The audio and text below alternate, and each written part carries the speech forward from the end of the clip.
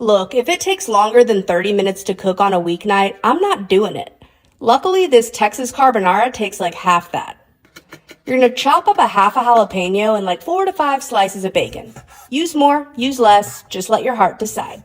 Now in a bowl, combine 2 eggs with a cup of Parmesan cheese and some salt and pepper.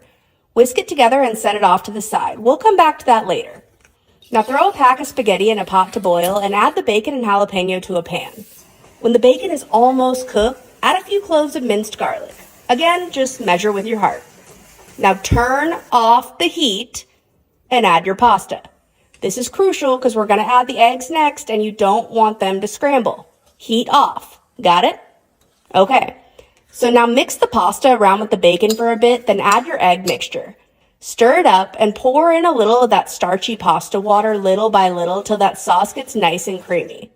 Serve it up, top it with some cilantro and a couple more jalapenos, and you've got dinner in like 15 minutes.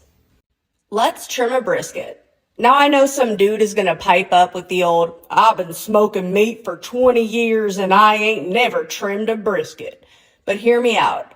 I like to trim off that fat that isn't gonna render properly, and I square it off so it cooks evenly. I use the trimmings for burgers because I'd rather have a perfectly cooked brisket burger than an overcooked piece of brisket flat any day of the week. Anyway, I clean up that meat side, square off the edges, and get to work on the fat cap. I trim the flat down to about a 1/4 inch, but don't go grab a ruler, just eyeball it. Come on, you know what a 1/4 inch looks like. Then I chop off any of those thin sections that I don't think are gonna cook evenly. Those are gonna be those burgers I mentioned before. On the point, I take off most of the fat cap.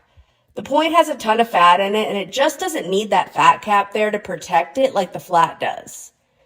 Then I flip it back over, clean up any little spots I don't like, and boom, it's ready to smoke.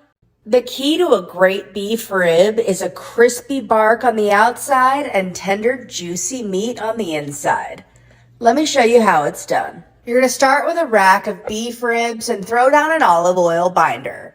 You're going to season your ribs with a little bit of salt, pepper, and garlic, but go heavy on the pepper to build that bark.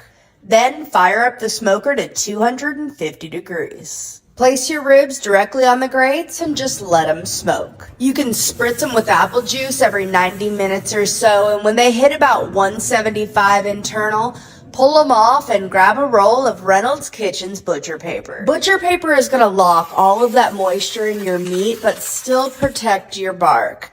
It is honestly the way to go when it comes to beef ribs, brisket, anything like that. Just wrap your ribs up tight and throw them back on the smoker till they get up over 200 degrees internal. Then just let them rest for an hour or two and you can slice into tender, juicy, delicious Texas-style beef ribs.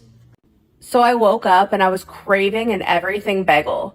I didn't have any at home, but I opened my fridge and saw a can of biscuit dough, and I thought, I can make this work. Pop open the biscuits, lay them out, and flatten them with a rolling pin. Then grab a block of cream cheese and chop it into little cubes. You're going to put a cube of cream cheese in the center of each biscuit, then seal the edges and roll them into little balls. Now whip up a quick egg wash and brush it over the top of each one and then top them with some open sesame seasoning.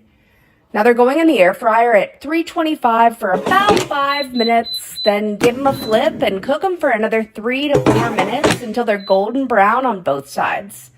Now you've got creamy, delicious stuffed bagel bites, and oh my gosh, they are so good.